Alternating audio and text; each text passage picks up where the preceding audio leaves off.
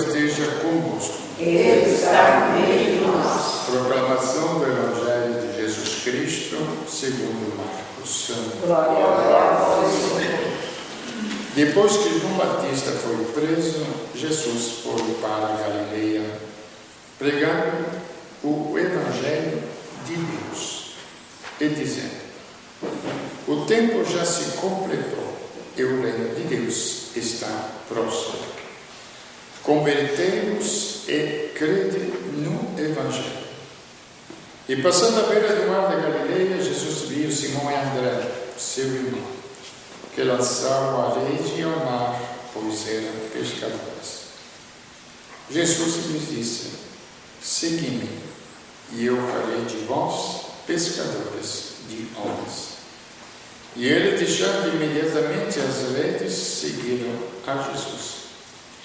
Caminhando mais um pouco, viu também Tiago e João, filho de Zebedeu. Estava na barca consertando as redes, e logo os chamou. Eles deixaram seu pai, Zebedeu, na barca com os empregados e partiram, seguindo Jesus. Palavra da salvação. Glória a vós, Senhor.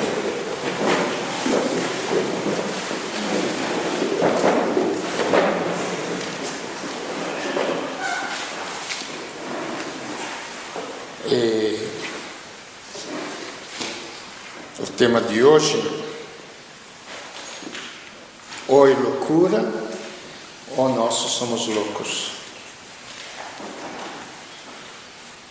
Digo como cristãos, porque a gente fala que é totalitário, mas não é totalitário. É um anúncio. Então já temos visto muitas vezes com a encarnação de Deus, Deus mesmo vem fazer a história humana. Então veja que é um princípio absolutamente novo. Enquanto antes, Deus ficava lá nas alturas e a humanidade fazia seus sacrifícios. E no último domingo nós temos visto que exatamente esses sacrifícios não eram suficientes. Sacrifício é sentimento de remorso, de culpa, ou pedidos para ter coisas. Então tinha, por exemplo, o dízimo no Antigo Testamento, que agora a gente está renovando, não sei porquê, mas talvez pela pequenez da inteligência, da compreensão dos seres humanos, não sei. O dízimo era o quê? Eu dou 10, ganho 100. No fundo, sempre tem uma troca no coração dos homens. Uma vez perguntaram ao crente: mas escuta, você paga o dízimo? Paga mesmo o dízimo? 10%. Religiosamente, como se fala, 10%. Tá bom, você ganha 100 agora, você paga 10, é pouco. Mas se você chega a ganhar 1.000, você vai ter que pagar 100, não é? Aí começa a ser bastante, não é? Ah, meu filho, você esqueceu a contrapartida. Antes eu ficava com 90, agora fico com 900.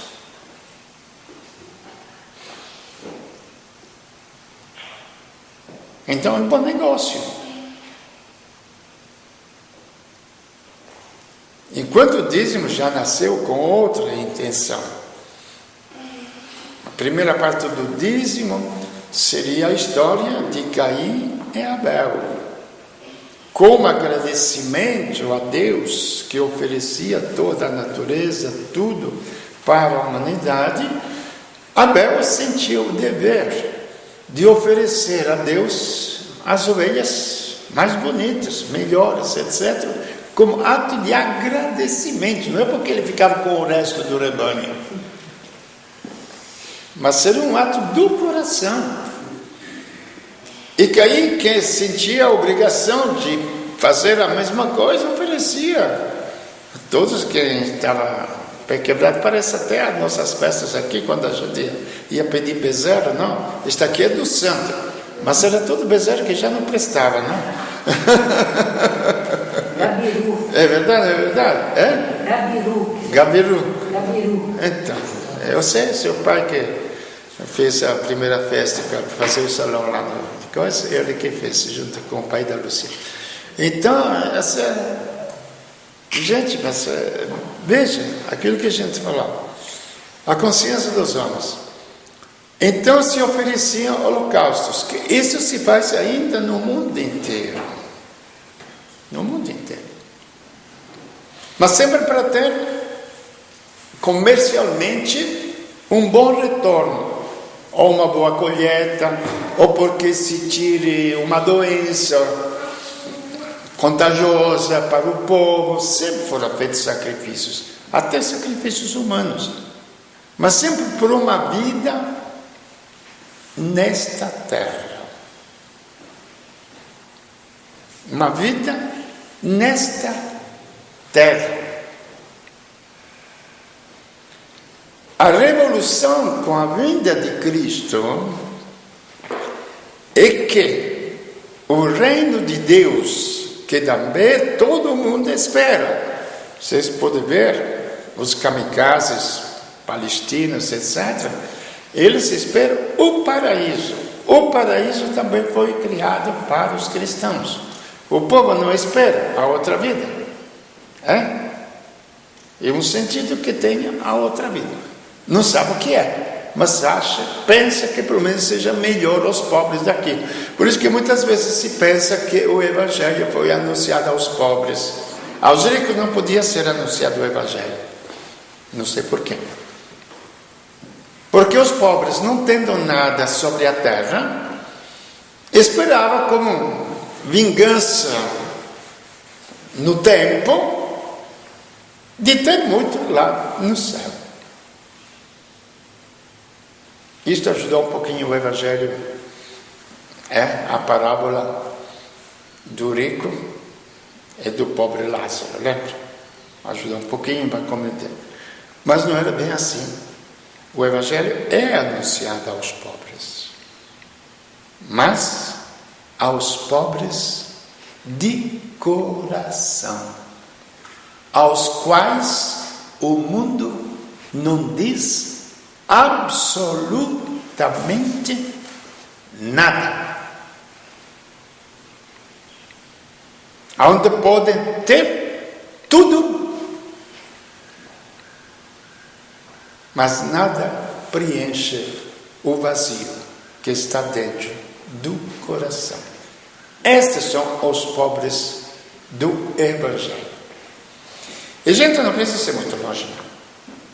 Conversando no ano passado, uma moça do povo, que me disse que frequentava um grupo, uma comunidade, e ela mesma disse: agora eu tenho muito menos dinheiro, eu ganhava bem, comprava tudo que eu queria, mas eu tinha um vazio dentro, que nada que eu comprava preenchia.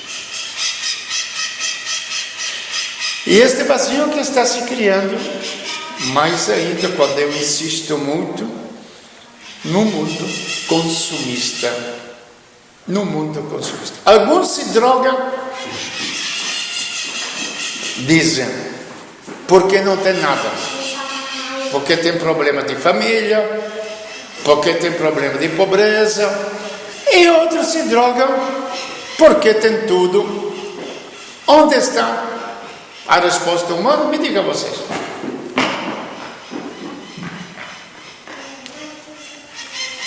A busca da droga não começou nos pobres, começou nos ricos. Nos anos 60 e 70, eram nos ricos.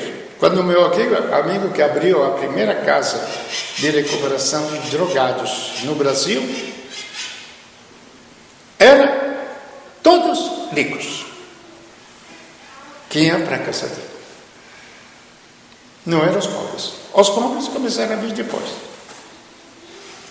Então existe um fenômeno humano que se chama alma que se chama consciência, ou melhor, uma realidade humana que os bens materiais não podem saciar, nem podem preencher.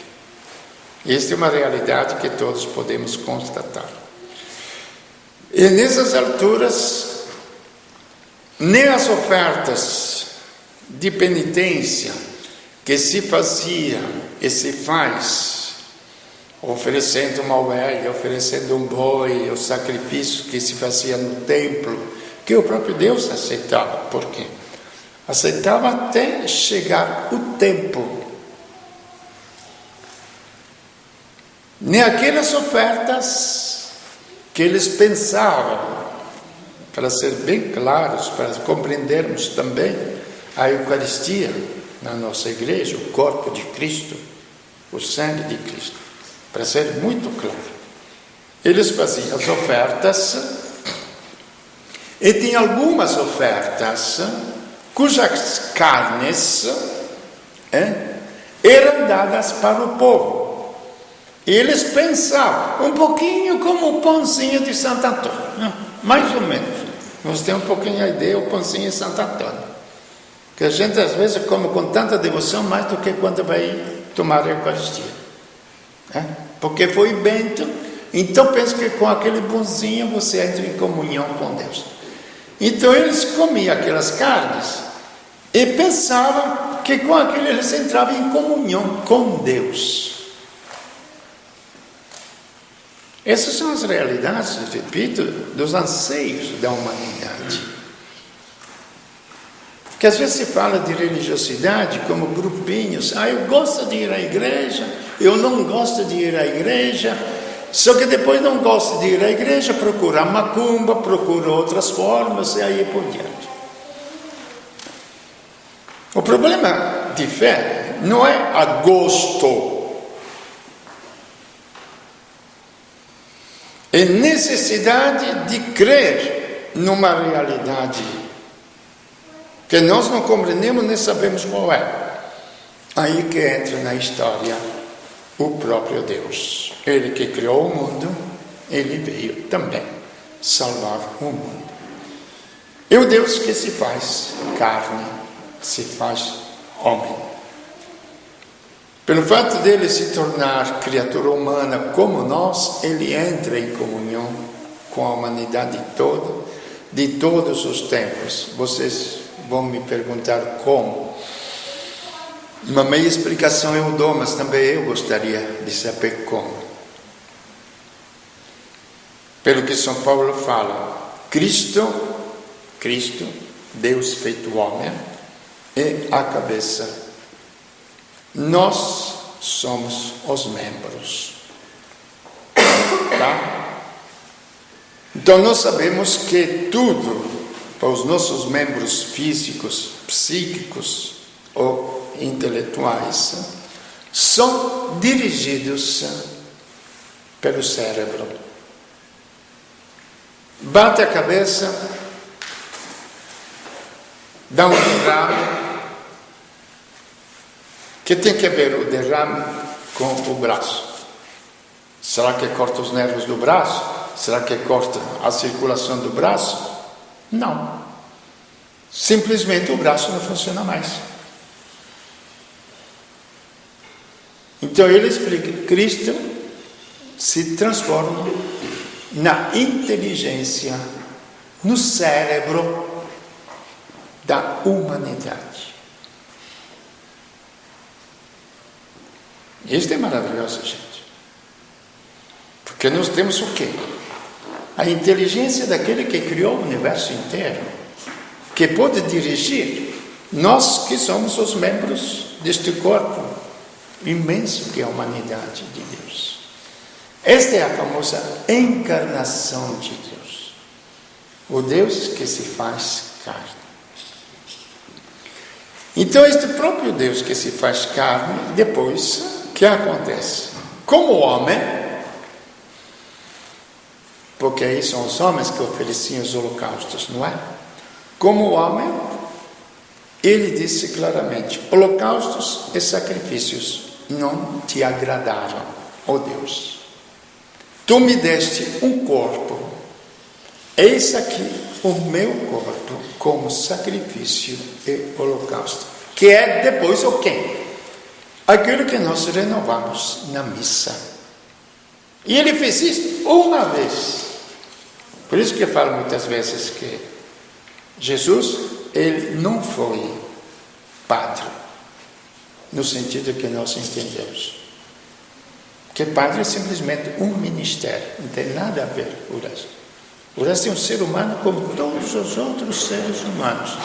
Então as qualidades e os defeitos que vocês podem encontrar em qualquer ser humano, vocês vão encontrar nos padres.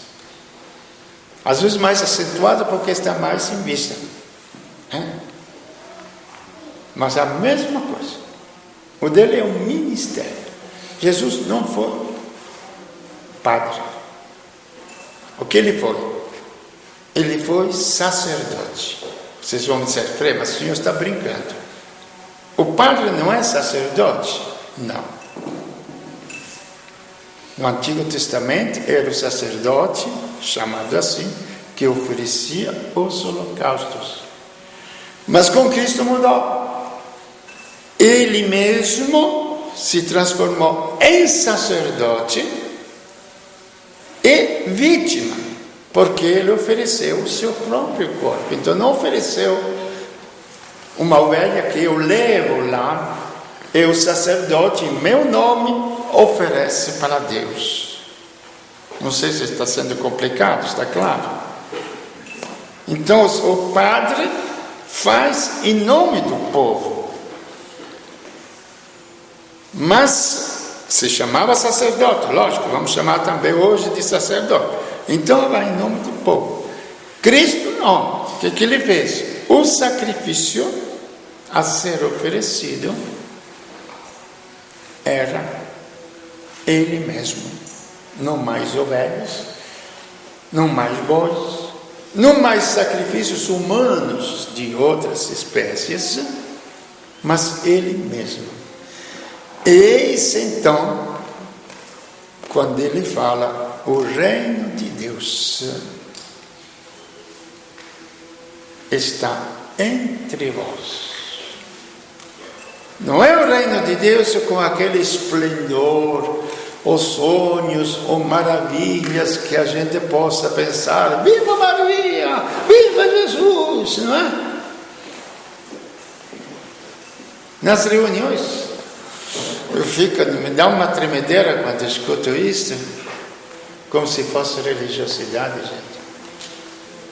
Aconteceu mais uma vez isso, vocês lembram? Vocês lembram na história de Cristo que aconteceu isso uma vez? Não? O dia de Ramos, o que é que a gente faz? Relembra quando Jesus entrou em Jerusalém e o povo gritava, viva, viva! Daí a pouco depois, de algum dia, o mesmo povo gritou o quê? Crucifica, merece a morte. O mesmo povo. Talvez nem todos, mas foi o mesmo povo. Então, gente, o problema é muito mais simples, mas mais sério.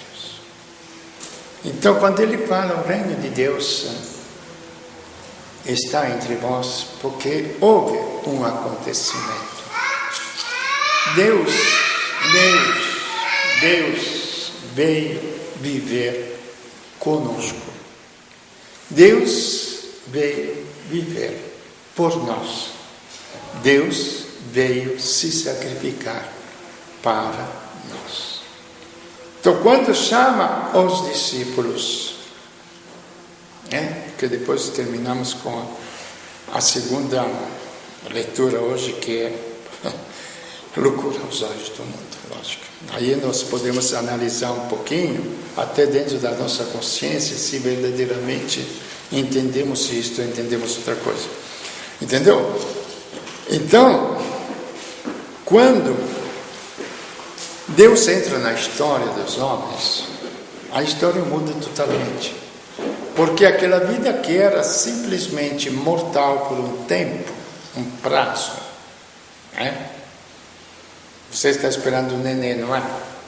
O que você vai dar a este neném é uma vida biológica, mais ou menos longa, que chegue, porque agora estão classificando o mundo civilizado, como se chama mesmo? A Idade Média, não? É mais ou menos isso. Expectativa de vida. Expectativa de vida, exato. Expectativa de vida. Aí são os vários índices para dizer se um povo é mais civilizado ou menos civilizado, não é? Não, mas faz parte do IDH. Índice de Desenvolvimento Humano.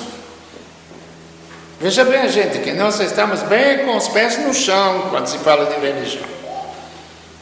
Então, se um povo, a expectativa de vida que antes para o Brasil era 46 anos, nos anos 40, 50, agora está na faixa dos 76. O povo desenvolveu. Foram eliminadas as doenças, as crianças não morrem mais, etc.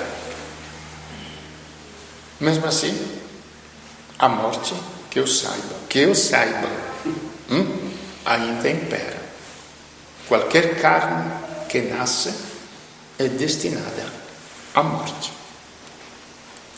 Qualquer carne que vocês possam gerar é destinada à morte. Com a vida de Cristo, Ele trouxe uma vida imortal, eterna.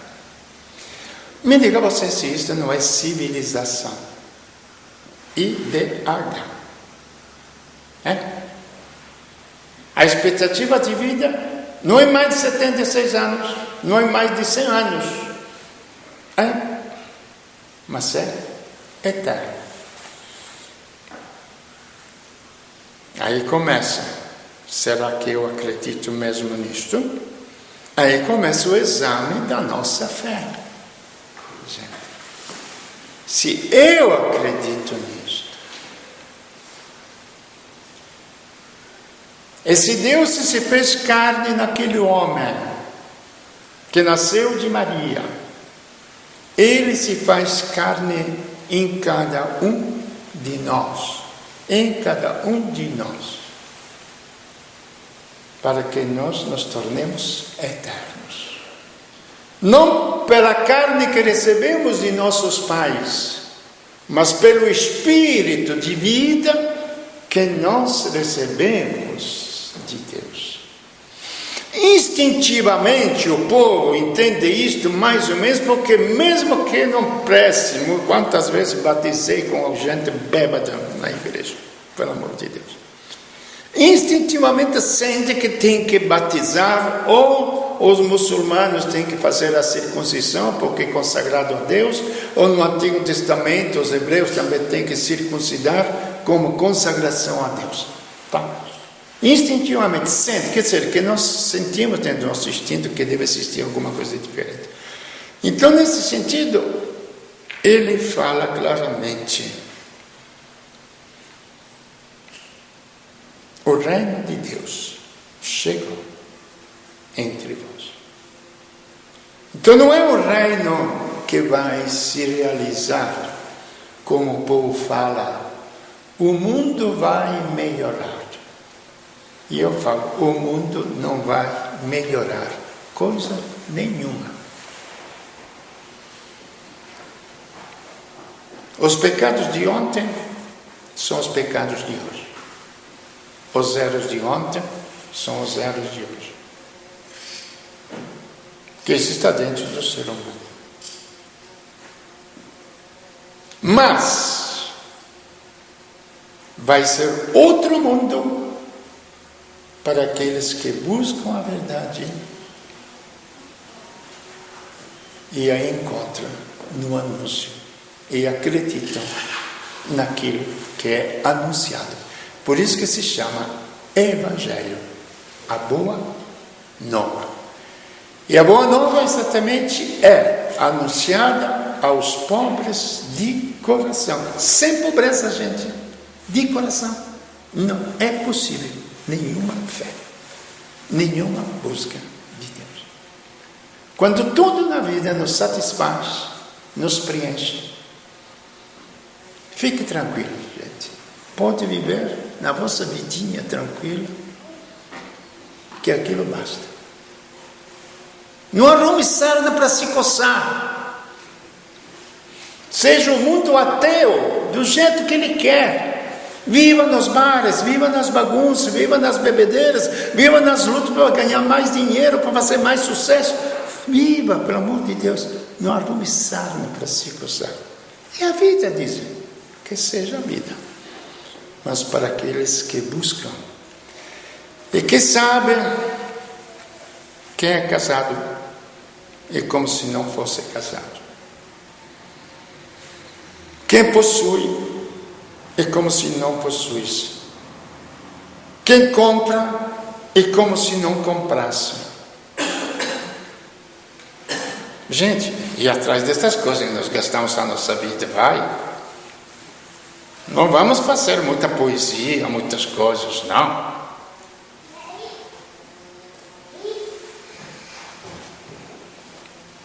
Não vamos fazer outras realidades, para ser sonho, ideologias. Não vamos fazer teologia de uma coisa, ou filosofia da busca da verdade, não. Tem alguns que estão conversando, mas é a filosofia. Eu falei, meu filho, a filosofia é a busca da verdade. Tá bom, ótimo. Para quem encontra Cristo, que é a própria verdade, para que ainda a filosofia? Eu leio o livro para procurar a solução, não é? Tem manual do carro, manual disso e daquilo. Você fica lendo para achar a solução de um defeito dentro do carro, não é assim? É assim que se faz ou não? Se vem alguém que já tem a solução e precisa ler o manual ainda, eu acho que não. Então a filosofia é a busca da verdade. Cristo é a própria verdade, como falei antes, e é a própria sabedoria de Deus, que vem habitar dentro do ser humano. Então eu não preciso procurar mais a verdade. Eu encontro nele, encontro toda a verdade. Então veja a simplicidade de coração. Mas desde que convertei-vos, desde que Deus seja por fé e por clareza aquele que vai realizar todos os meus anseios. Repito, anseios, não sonhos. O mundo fala, tem que realizar os meus sonhos. Os sonhos são coisas feitas na nossa cabecinha. Ou porque vi os outros. Você vê a criançada, não sei, me pareceu. Falo por lances, não? Quero agora um celular diferente como aquele lá, não? O teu celular faz estas coisas, não? O meu faz mais coisas. Então, eu sonho, porque viu, antes não existia celular, ninguém ia procurar um celular, não? Então, o sonho é feito pela cabeça. Anseio, é feito pela alma.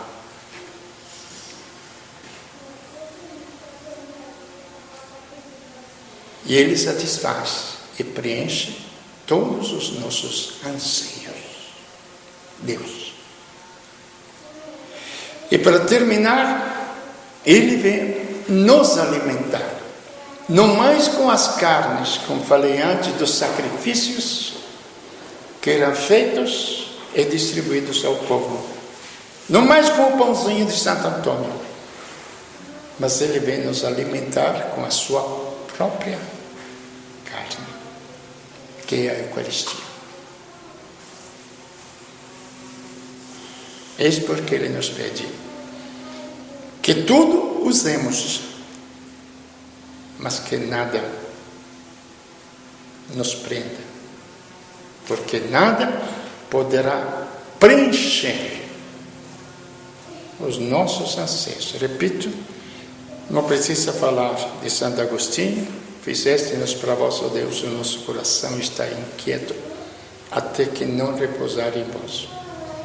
Falo de uma simples dona de casa, mãe de 2 filhos, que o ano passado me falou isto. Eu tinha tudo, humanamente, não riquíssimo, tinha tudo o que eu precisava, ganhava muito. Mas dentro tinha um buraco que nada preenchia. Por isso que eu procurei Deus. Mas não fomos nós que procuramos Deus, gente. Foi Deus que nos procurou quando Ele se fez carne.